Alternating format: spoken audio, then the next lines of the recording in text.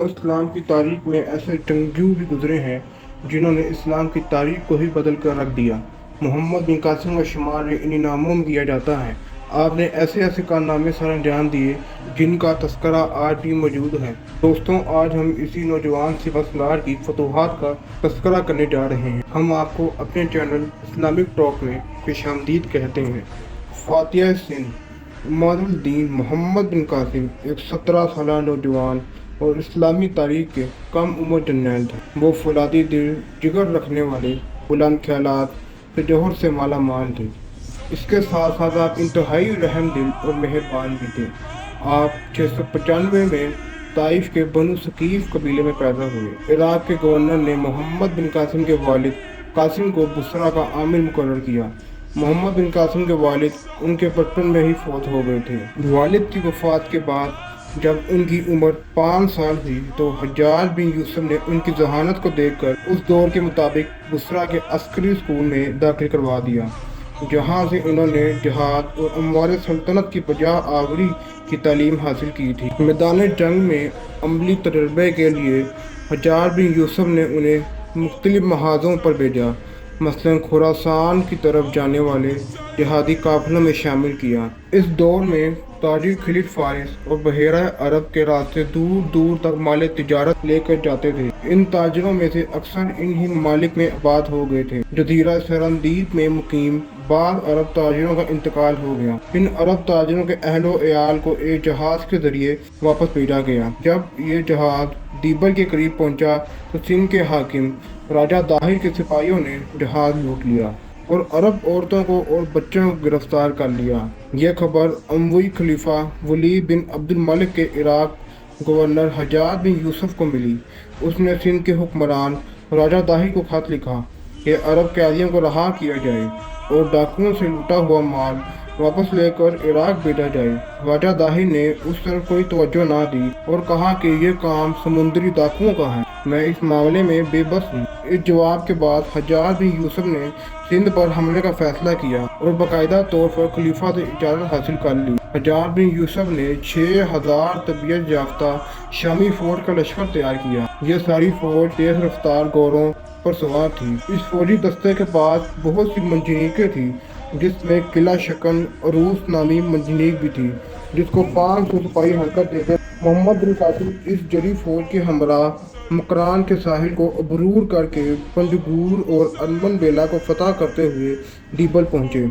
دیبل میں راجہ داہر کی فوج مسلمانوں کے فوجی لشکر کو دیکھ کر قلعہ بند ہو گئی۔ منجنیق کی سنگ باری سے دیبل کے صنم کدے کا پرچم گر گیا، جس سے اہل شہر کی ہمت ٹوٹ گئی اور مسلمانوں کے حوصلے بڑھ گئے اور چند مسلمان کمدان کر فصیل پر چڑھ گئے۔ 3 روز لڑائی کے بعد راجہ داہر کے حاکم شہر چھوڑ کر بھاگ گئے۔ فتح کے بعد محمد بن قاسم نے تقریر کرتے ہوئے کہا، کسی کو جنگی قیدی نہیں بنایا جائے گا، غیر مسلموں سے رواداری کا سلوک کیا جائے گا، کوئی شخص بندر کی بے حرمتی نہیں کرے گا۔ مسلمانوں نے وہاں کے پرامن لوگوں کے ساتھ جان بخشی کا سلوک کیا۔ محمد بن قاسم کے حسن سلوک کی وجہ سے بہت سے لوگ مسلمان ہو گئے۔ دیبل میں ایک مسجد کی تعمیر کی گئی جو پورے سندھ میں پہلی مسجد تھی۔ محمد بن قاسم کا مقصد خواہ مخواہ راجہ داہر سے لڑنا نہیں بلکہ اسے مطیع بنانا تھا۔ انہوں نے راجہ داہر کے پاس عرور میں ایک وفد بھیجا کہ مصالحت پر آمادہ ہو جائے۔ راجہ نے جواب میں کہا کہ اس کا فیصلہ تلوار کرے گی۔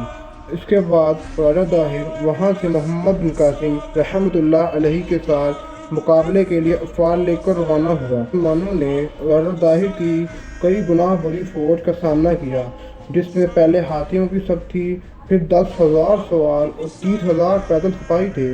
خود راجہ داہر ایک سفید ہاتھی پر سوار تھا۔ فریقین میں خون ریزی جنگ ہوئی۔ انہوں نے راجہ داہر کے ہاتھیوں پر کسی طریقے سے آگ برسانا شروع کی۔ ہاتھی آگ سے ڈرتے ہوئے بھاگے اور اپنی ہی فوج کے کچلنے لگے۔ راجہ کا ہاتھی بھی بھاگ کر ندی کی دلدل میں پھنس گیا۔ اسلامی سپاہ کو فتح نصیب ہوئی۔ محمد بن قاسم نے برہمن کے بعد ملتان کا علاقہ بھی فتح کر لیا۔ انہی دنوں نئے خلیفہ نے محمد بن قاسم کو سندھ کے عامل کے عہدے سے معزول کر دیا اور یزید بن ابی قبیصہ کو سندھ کا عامل مقرر کر دیا۔ یوں ان کی فتح کا تسلسل ٹوٹ گیا۔ محمد بن قاسم رحمۃ اللہ علیہ نے زندگی کے آخری ایام نہایت صبر، استقامت اور دلیری سے گزارے۔ فاتح سندھ محمد بن قاسم رحمۃ اللہ علیہ کا انتقال 717 میں 22 سال کی عمر میں ہوا۔ انہوں نے اپنی انصاف پسندی سے لوگوں کے دل جیت لیے۔ لوگ ان کا یہ رویہ دیکھ کر مسلمان ہوتے چلے گئے۔